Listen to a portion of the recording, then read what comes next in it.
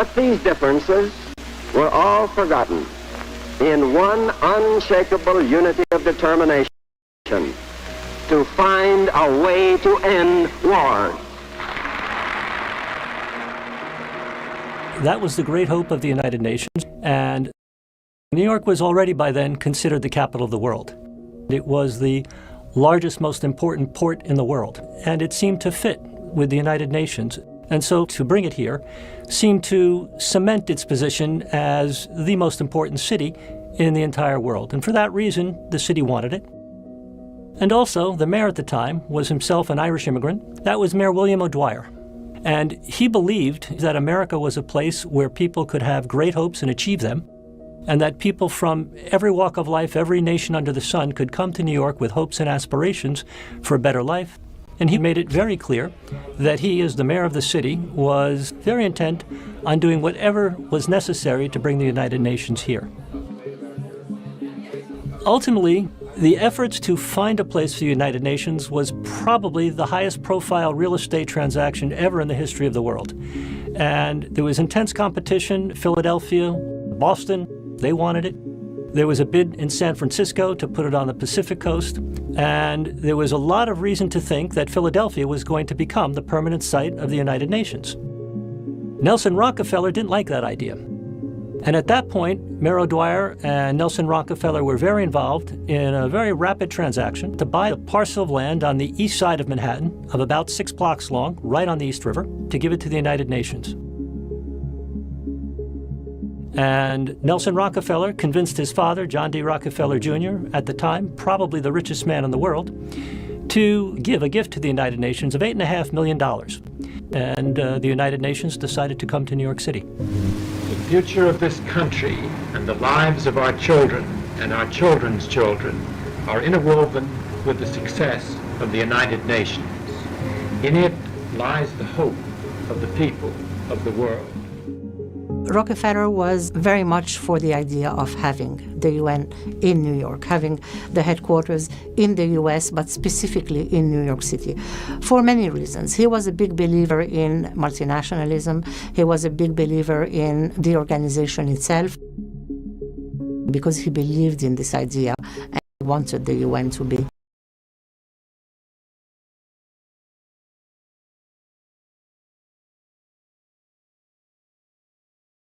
The presence of the UN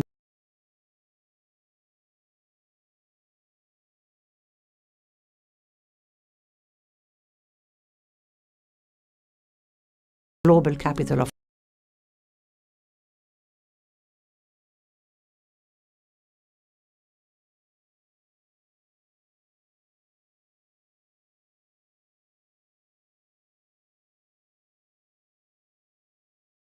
a lot to the UN and facilitated the creation of the UN in New York.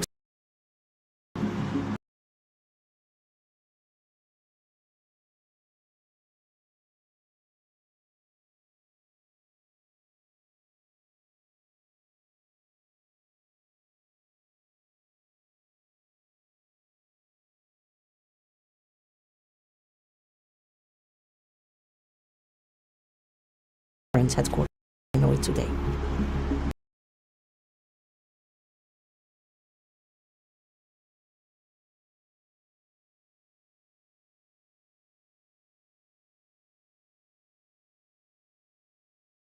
They needed some place to hold a meeting. And in New York City,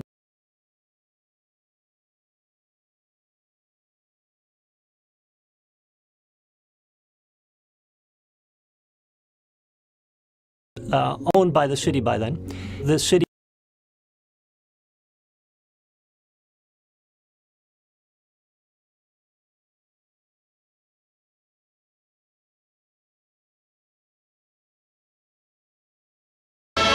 Hunter College in New York's Bronx houses the Security Council meeting of the United Nations Organization until the establishment of its permanent headquarters. These are the men upon whose deliberations rests the world's hope for peace and security. The former gymnasium has been transformed into a handsome council chamber. it's a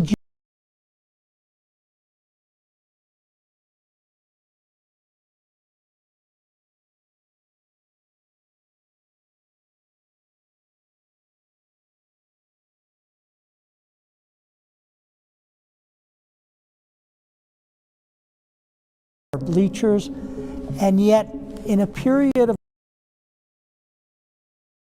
approximately 15 days, New York City workmen, electricians, carpenters,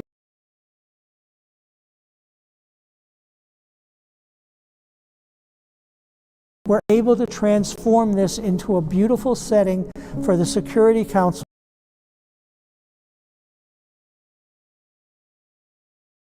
starting in March of 1946.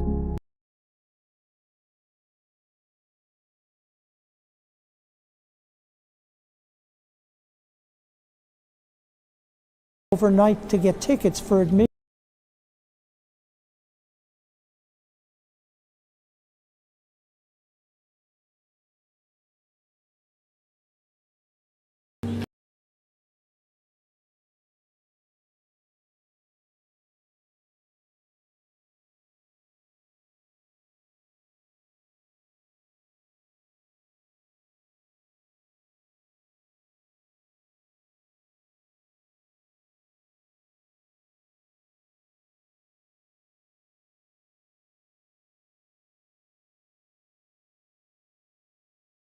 Of the Bronx.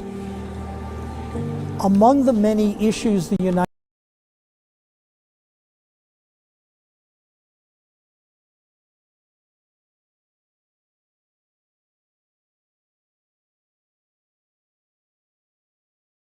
deal with in the spring of 1946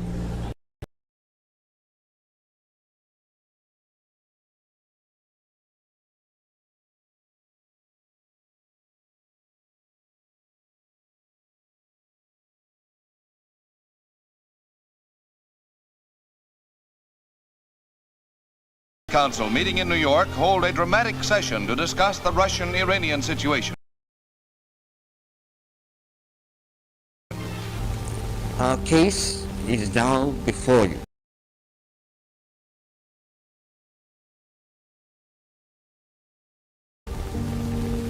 And we want it to remain there until a just settlement has been reached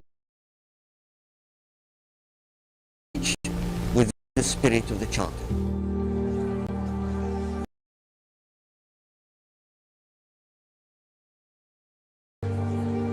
In addition to needing a space where the United Nations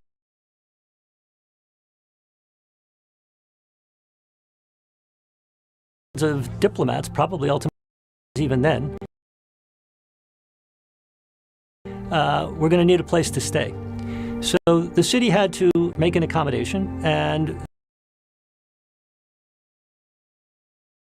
they determined to build a village to skirt a very sensitive problem.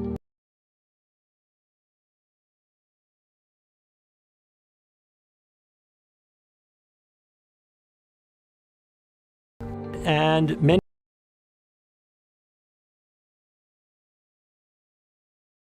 who were coming from other countries had dark skin.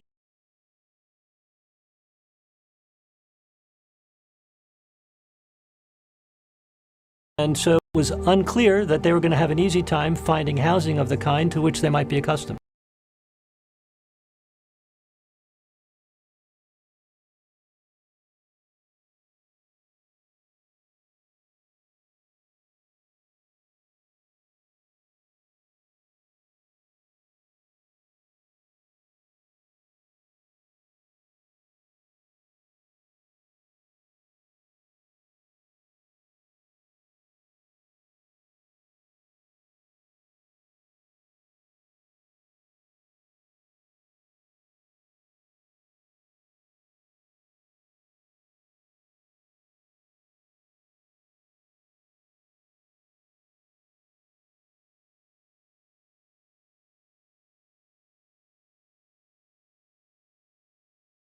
And they were prepared to invest quite a lot to make it happen.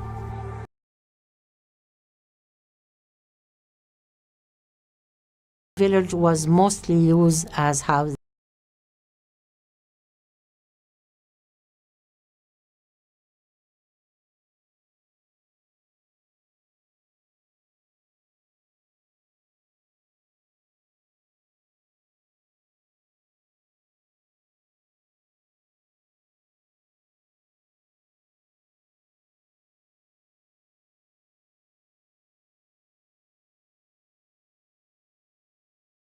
where its staff could all live together no matter where they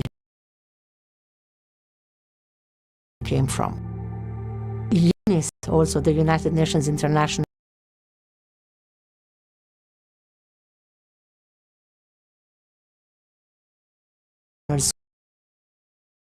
in Parkway Village, where children of all these delegates, diplomats,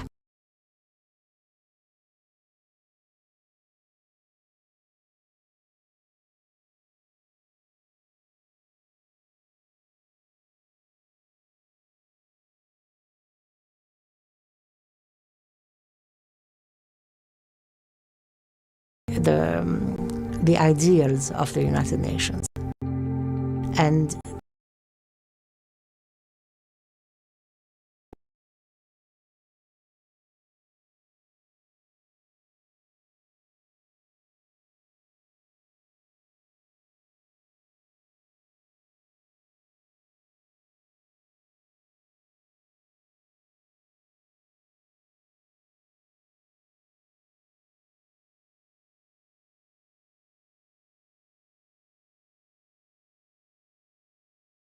Important to look back and understand what the UN has accomplished.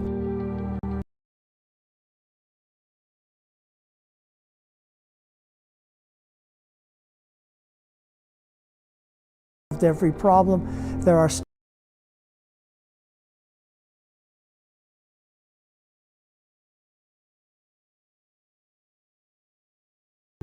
but there's also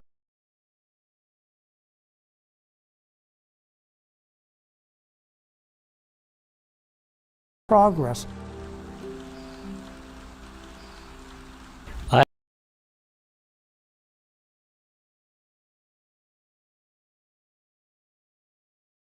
No doubt that the United Nations is where it belongs.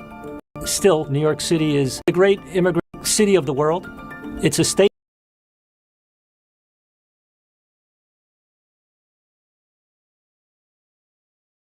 makes that people from all walks of life, from all parts of the world,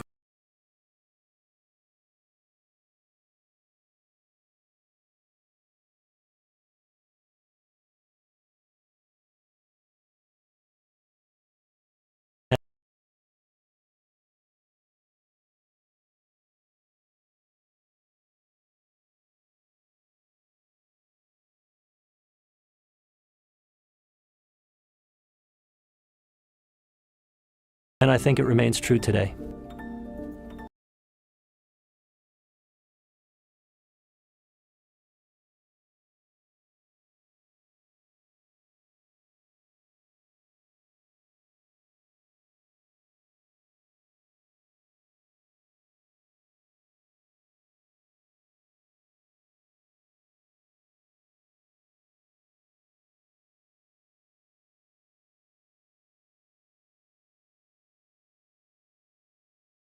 And it somehow seems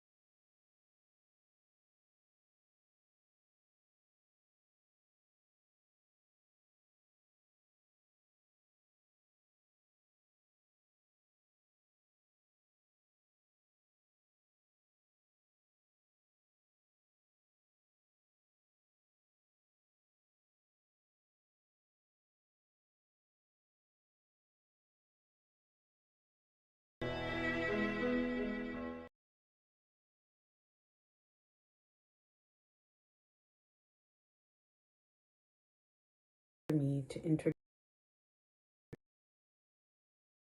to the United Nations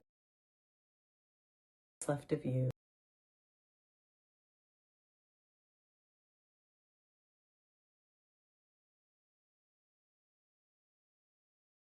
Screenwriter, producer, Shirina Davis. The film spans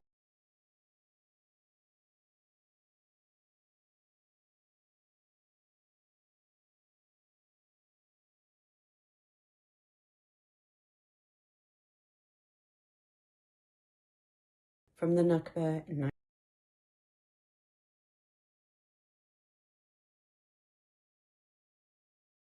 Israeli occupation of what remains of Palestine, an illegal, genocidal,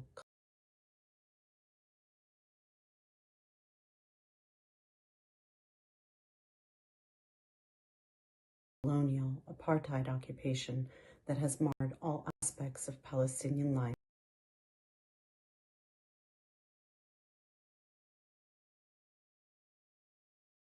and indelible traumas on every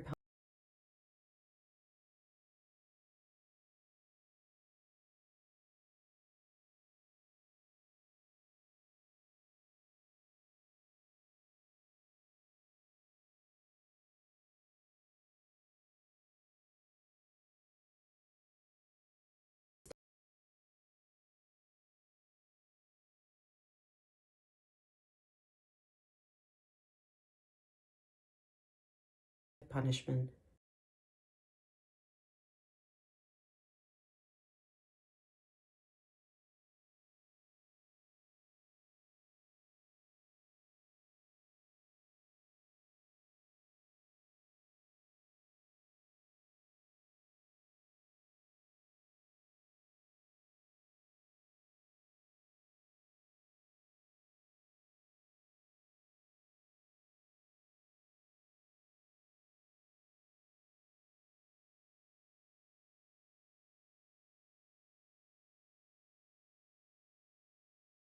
The film movingly shares the story of Palestine through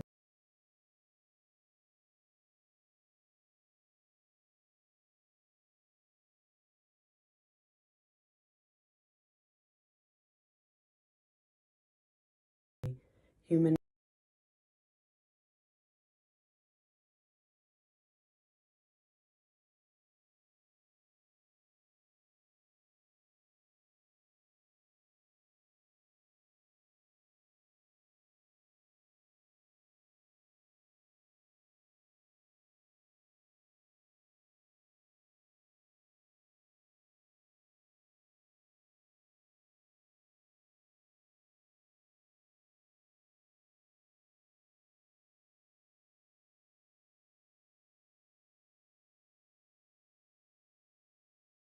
resilience,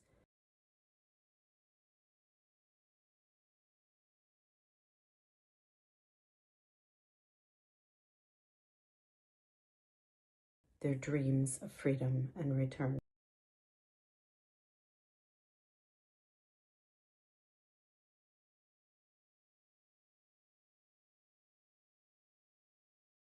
And it will make you feel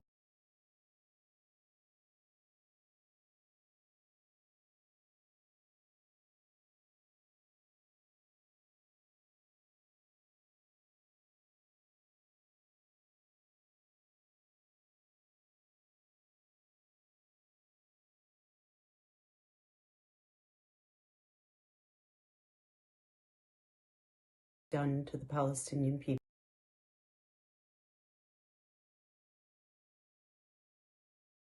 This ongoing Nakba to enable our people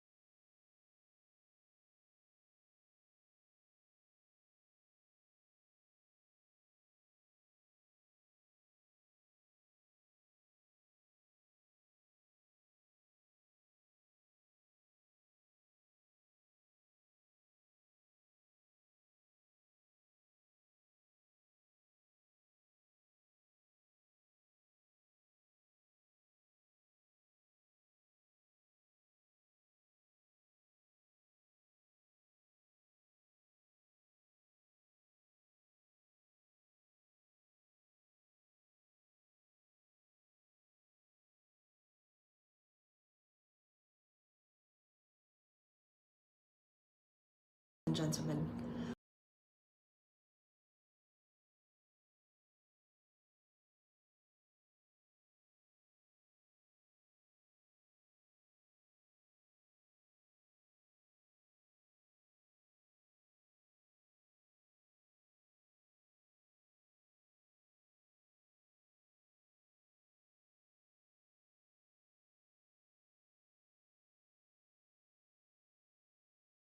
And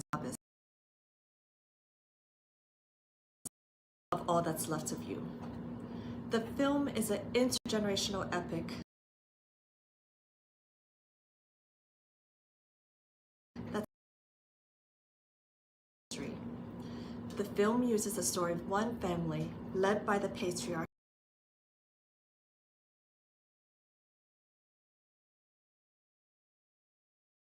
and his descendants to illustrate the continuous Nakba.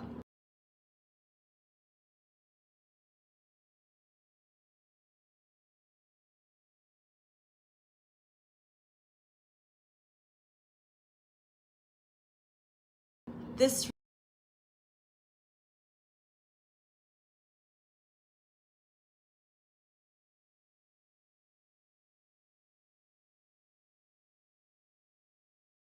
acts of generosity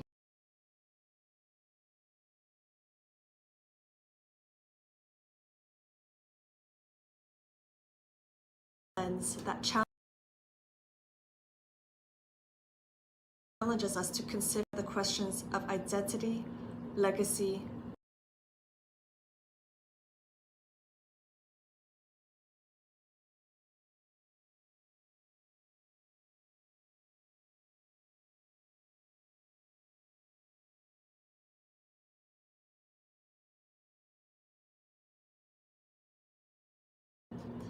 what makes this film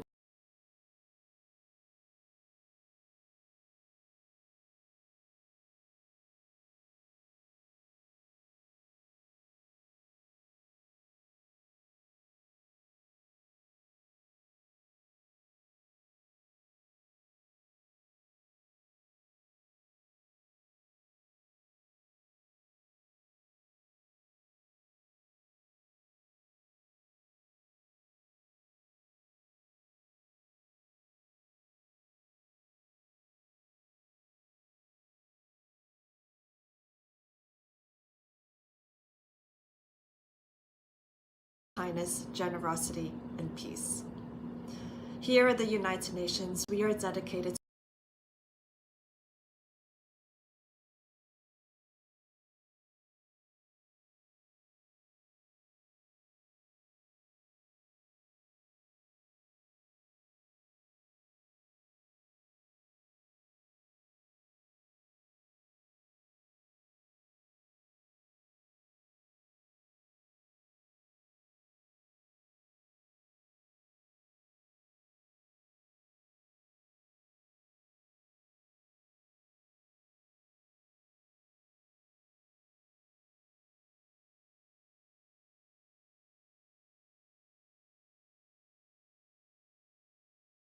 welcoming our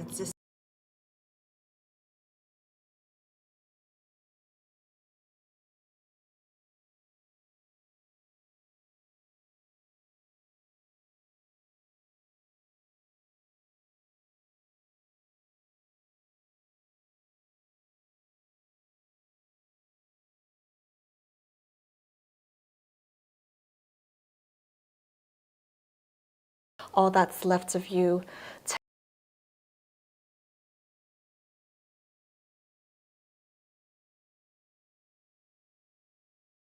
The story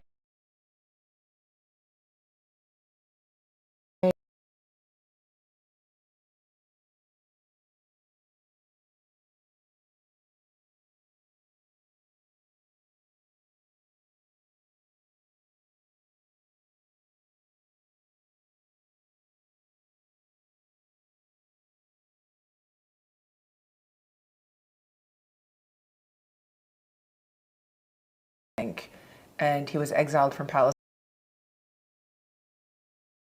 in 19.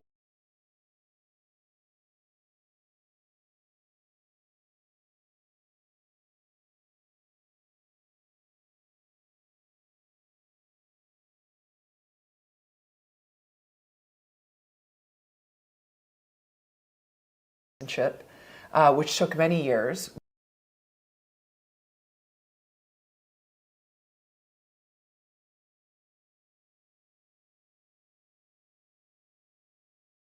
Family and the only home he'd ever known.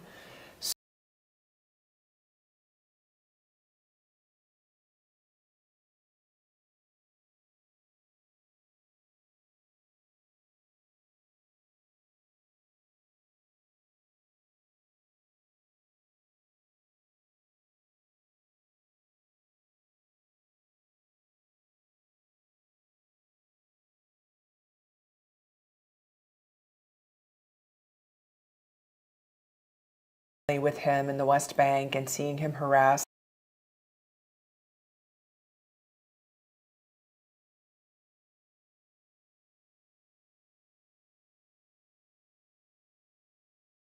And so I got these windows into occupation, and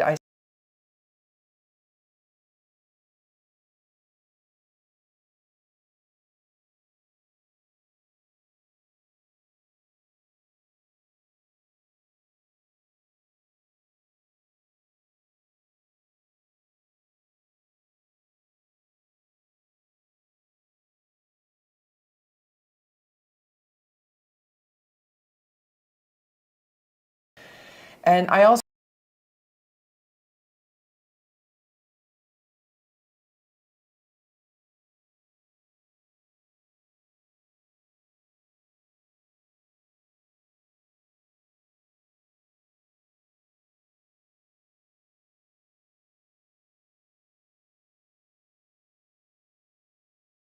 of things that happened to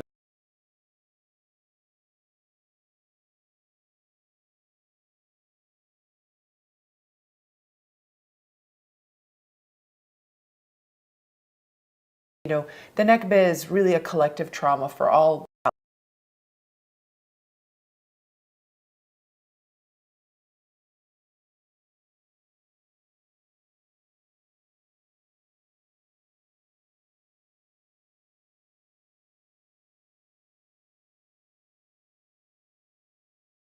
What began in 1948 has never really ended.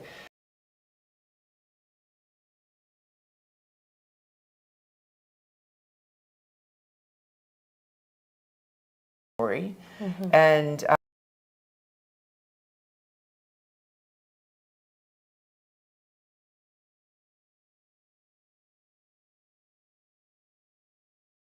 what I went through and what my father went through, but also, the stories that kind of lived in me. The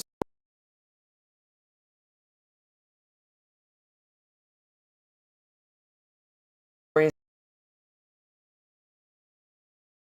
I really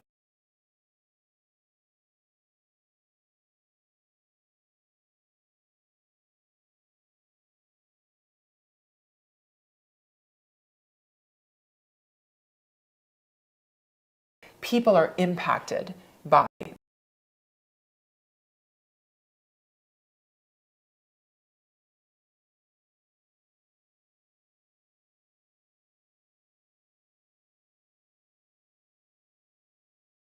of occupation. And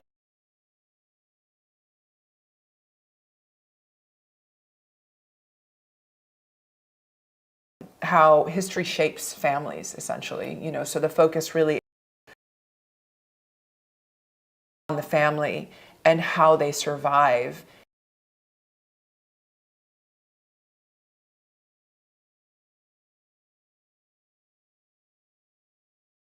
political turmoil and personal loss. It's an extraordinary story, and thank you so much for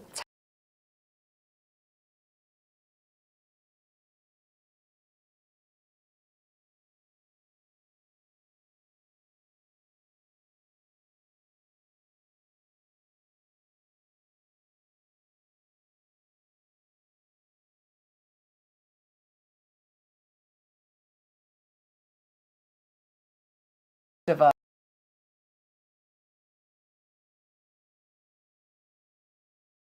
day when we've survived all of this, all of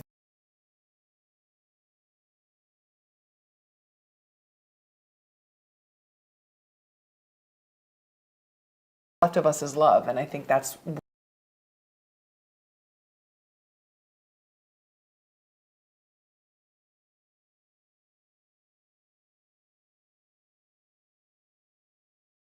And the film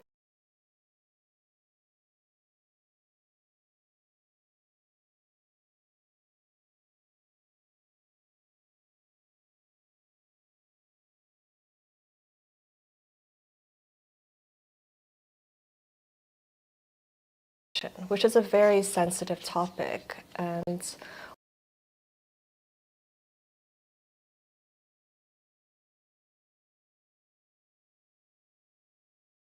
on another life. Tell us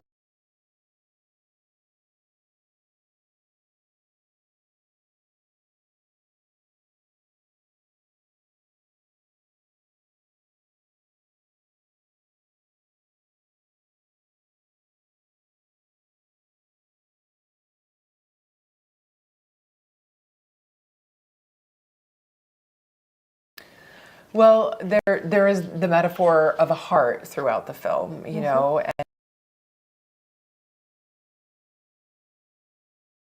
and heart has a nationality.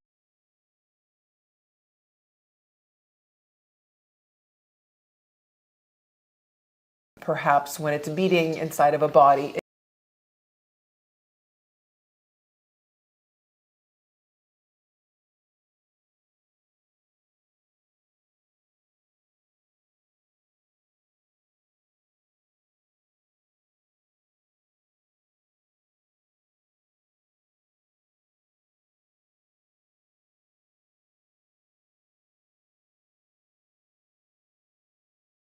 I want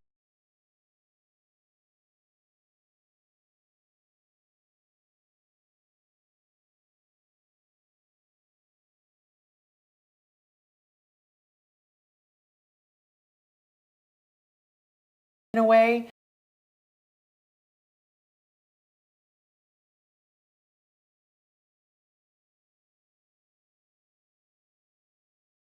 how, you know, if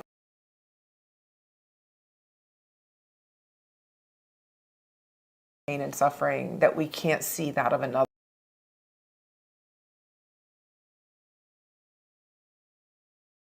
And we're just continuing to perpetuate an increasingly violent.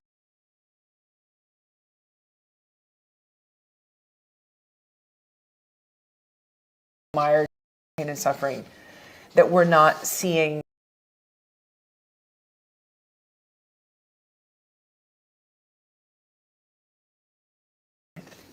you know, of another. Like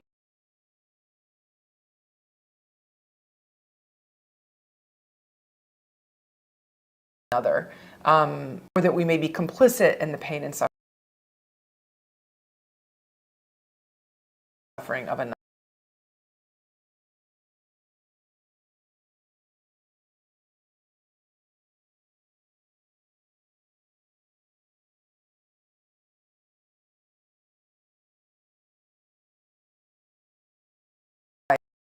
That, you know, people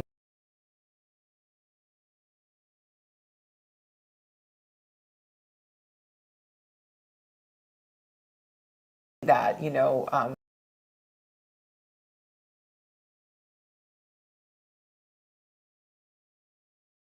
guess it's kind of a spoiler alert, so I should maybe say that before.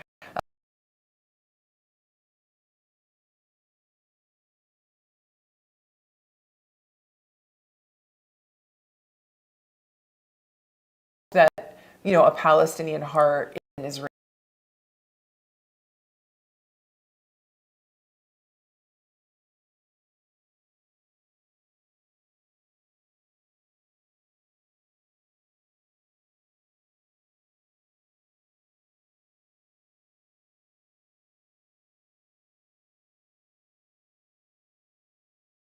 take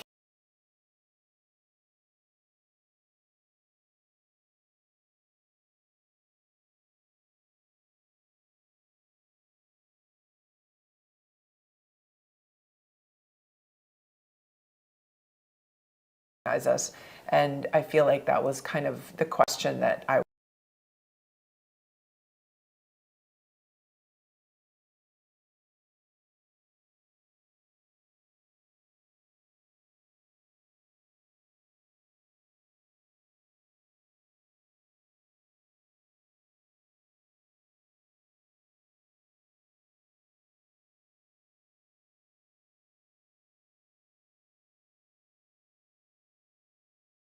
appreciate about your film is how you really focus on creating a film rooted in love.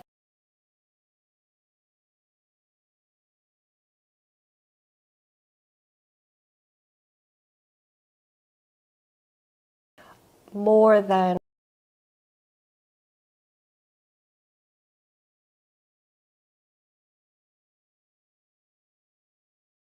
making a conflict film. Why did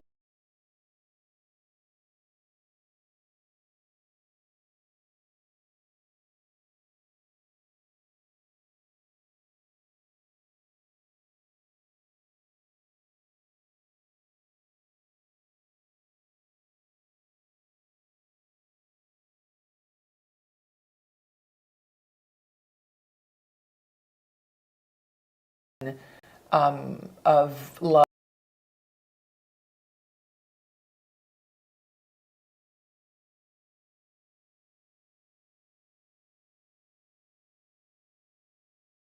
Generosity, patience.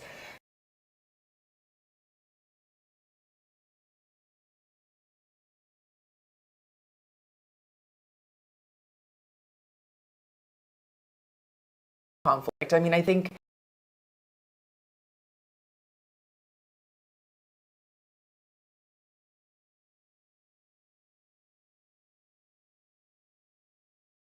we didn't ask for any of this.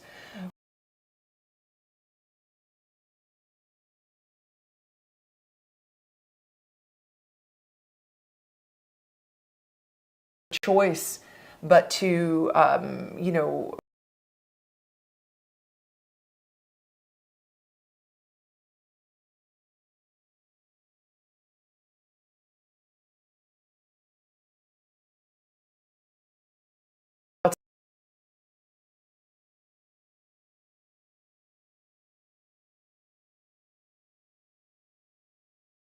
we've become politicized because of what we've had to endure, because of the political situation that has been imposed on us for, but this isn't something we really asked for. And I think that, like, for me, I wanted to really tell a story about human beings and the impact of the ongoing politics on people. And that was really important to me. And so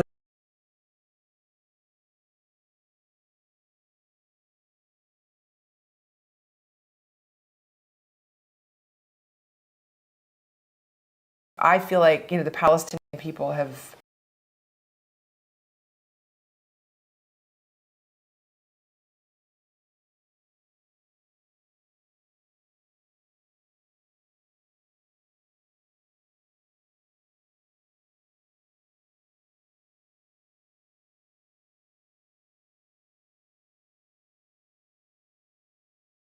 them resisting every day is by upholding their humanity, by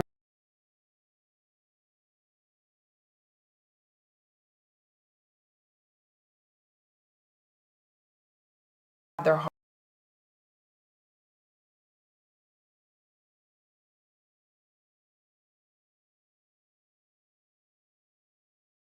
By recognizing that these systems of oppression want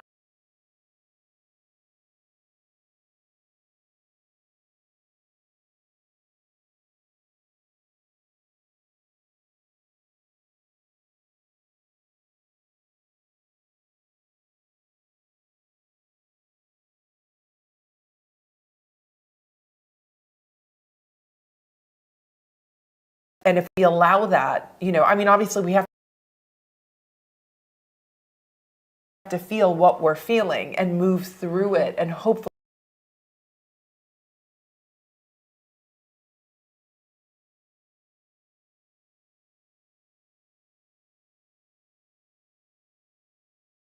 other side.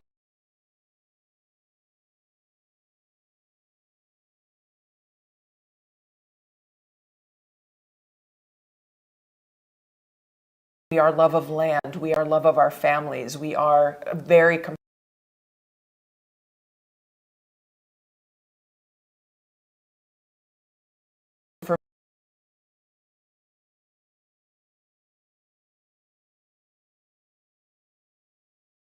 lessons that I've taken away from Palestinians living in Palestine, that they know